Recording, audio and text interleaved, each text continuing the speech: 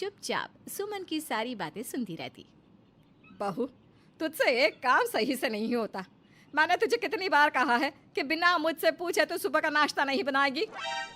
पर माँ जी, आप सुबह के 9 बजे उठी हैं। अगर मैं आपके उठने की राह देखती तो राजीव जी भूखे ही ऑफिस चले जाते ना। पता नहीं कैसी बहू मिली है मुझे, जब देखो मुझे उल्टे जवाब देती रहती है। और एक मैं थी, अरे बहू, मैं भी कभी बहू थी। जब मैं बहू थी ना, तब मैंने अपनी सास से कभी उल्टा जवाब नहीं किया। और एक तुझे देख लो, तुझे तो मेरी कोई बात सुननी ही नहीं है। इस तरह सुमन रेखा से नाराज होकर अपने कमरे में चली जाती है। शाम को राजीव घर आता है और दोनों सास बहू का फूला हुआ मुंह देखकर चुपचाप खाने के टेबल पर खाना खाने लगता है और अपनी माँ से कहता है, माँ, कल दादी आ रही है, तो आप कल दादी की पसंद का खाना बनवा लेना। नहीं तो आप तो जानती है ना दादी को। क्या? कल तेरी दादी गांव से आ रही है? पर तूने मुझे ये बात पहले क्यों नहीं बताई? माँ, मुझे भी ये बात अभी कुछ देर पहले ही पता चली है। वैसे दादी ना हमें सरप्राइज़ देना चाहती थी। इनफैक्ट उन्होंने तो मुझे ये भी कहा था कि मैं उनके आने की खुशखबरी यहाँ पर किसी को ना दूँ। पर मैंने सोचा जैसे दादी हमें सरप्राइज़ दे रही है, क्यों ना उनके आने का स्वागत करके हम भी उन्हें सरप्राइज़ दे दें। अच्छा, मैं चलता हूँ। रेखा, कल सुबह मुझे जल्दी उठा देना, मुझे स्टेशन पर दादी को लेने जाना है। आ गई मेरी मुसीबत। हे भगवान, रक्षा करना मेरी। सास की सास आ रही है, अब आएगा मज़ा। बहुत सास होने का रूप झाड़ती है ना माँ जी। अब जब उनकी सास आएगी और उनकी क्लास लेगी तब आएगा मुझे मज़ा। अब देखना सासू माँ, मैं कैसे आपकी सास के साथ मिलकर आपकी सांस गले में अटकाती हूँ। अगली सुबह राजीव अपनी दादी पुष्पा को लेकर घर आता है और घर आते ही पुष्पा सुमन से कहती है, बहू तो नहीं सुधरने वाली।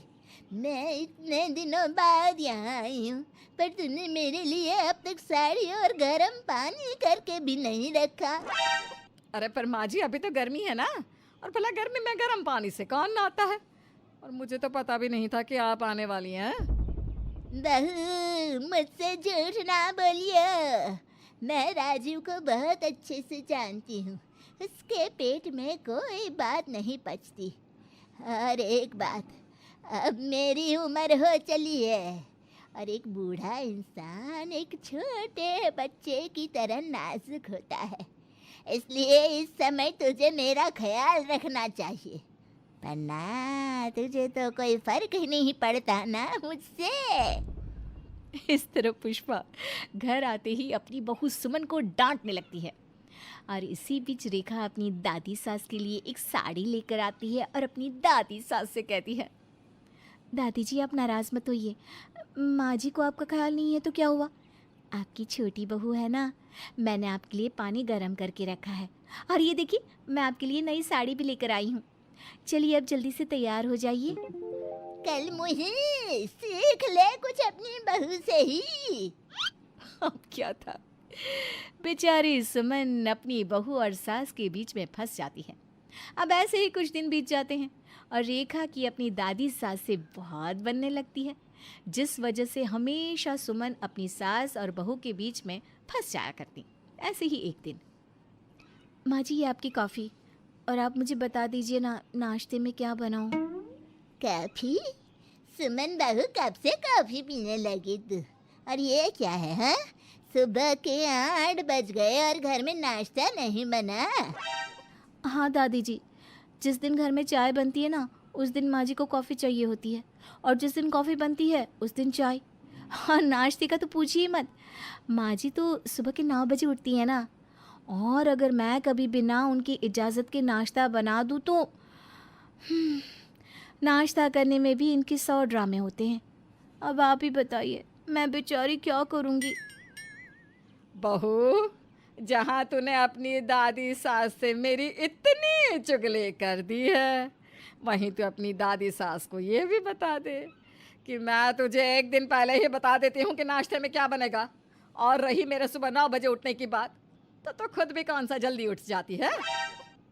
सुमन बहू, अपनी गलतियों को छुपाने के लिए रेखा बहू पर अपनी गलतियों को मत डालो। मेरे सामने की बात है। आज सुबह 4 बजे रेखा बहू मेरी उठ गई थी। अरे मेरे साथ मंदिर भी गई थी। पर तू नहीं सुधरने वाली। शादी के बाद भी तेरी आँख नहीं खुलती थी और सास बनने के बाद भी नहीं खुलती। क्या कहा दादी जी आपने? माँ जी पहले भी इसी तरह से सोती थी? और नहीं तो क्या बहू, ये पहले भी 10-10 बजे उठा करती थी और आज भी 10 बजे उठती है। इसके पास पहले भी कोई काम नहीं था और अब भी कोई काम नहीं है। इतना बोलकर पुष्पा सुमन के दिन याद दिलाने लगती है। सुमन के बारे में जानकर रेखा को बड़ा मजा आता है। वो तो खूब मजे लेती है। अब ऐसे ही कुछ दिन बीत जाते हैं और एक दिन गलती से सुमन के हाथों रेखा का फोन टूट जाता है। माँ जी, आपने मेरा इतना महंगा फोन तोड़ दिया। अब आप ही मुझे फोन दिलाएंगी? अरे बहू, मैंने तेरा फोन कोई जानबूझकर नहीं तोड़ा। जैसे भी हो, टूटा तो है ना। अगर आपने मुझे फ़ोन नहीं दिलाया तो मैं घर का कोई काम नहीं करूँगी और आपकी शिकायत दादी जी से कर दूँगी। अरे मेरी माँ, चुप हो जा और थोड़ा आराम से बोल। अगर तेरी दादी सास ने सुन लिया ना तो घर में भूकंप आ जाएगा। तुझे नया फ़ोन चाहिए ना? अरे दिला दूंगी नया फ़ोन, बस अपना मुंह बंद रख। अब क्या था, अब रेखा दादी सास की धमकी देकर अपनी सास से अपनी बात मनवा लेती, जिसके बाद ना चाहते हुए भी सुमन रेखा को आईफोन दिलाती है। पर जब सुमन की सास पुष्पा रेखा के हाथ में नया आईफोन देखती है तो उसे वो फ़ोन बहुत पसंद आता है। बहू, तेरा फ़ोन तो बहुत अच्छा है। हमारे समय में तो ऐसे फ़ोन होते ही नहीं थे। काश मुझे भी कोई इतना महंगा फ़ोन देता। दादी जी, मुझे ये फ़ोन माँ जी ने दिया है। अब जैसे ही पुष्पा को पता चलता है कि सुमन ने अपनी बहू को फ़ोन दिया है तो पुष्पा का पारा गर्म हो जाता है और पुष्पा सुमन से कहती है, दिखा दिया ना फर्क सास और बहू में। अपनी बहू को फ़ोन दिया जा रहा है और सास को आज तक एक साड़ी भी नहीं दी गई तुझसे। अरे जब मेरी सास जिंदा थी तब मैं हमेशा अपनी सास को कुछ ना कुछ देती, पर एक तुझे देखो, बेशर्म कहीं की। अब क्या था, अपनी सास के ताने सुनकर बेचारी पुष्पा अपनी सास को भी आईफोन दिलाती है और इसी तरह से दिन बीतते हैं। समय के साथ बेचारी सुमन अपनी सास बहू के बीच में फंसती ही जाती है। हे भगवान, न जाने मेरी सास कब जाएगी। मैं तो इन सास बहू के बीच में फंस चुकी हूँ। सुमन ये सब कुछ सोच रही थी कि तभी गांव से पुष्पा के बड़े बेटे का फोन आया। क्या बेटा, मुझे कल के कल गांव आना पड़ेगा। किसी ने हमारी जमीन हड़प ली। फिक्र मत कर, मैं कल ही गांव आ रही हूँ और जिसने भी हमारी जमीन हड़पी है उसको तो मैं अच्छा मजा चखाऊंगी। भगवान जी, आपने मेरी इतनी जल्दी सुन ली। अब जब आपने मेरी इतनी जल्दी सुन ली है तो मैं ना कल आपको देसी घी में लड्डू चढ़ाऊंगी। अब बताती हूँ मैं अपनी बहू को। मेरी सास के आने के बाद ये खुद को शेर समझने लगी थी ना। अब बताऊंगी मैं उसी को कि अगर वो शेर है तो मैं भी सवा शेर हूँ।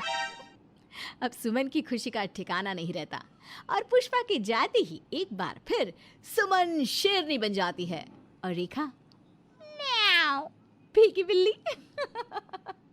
ठीक उसी तरह जिस तरह से दादी सास के होते हुए रेखा की सास सुमन थी।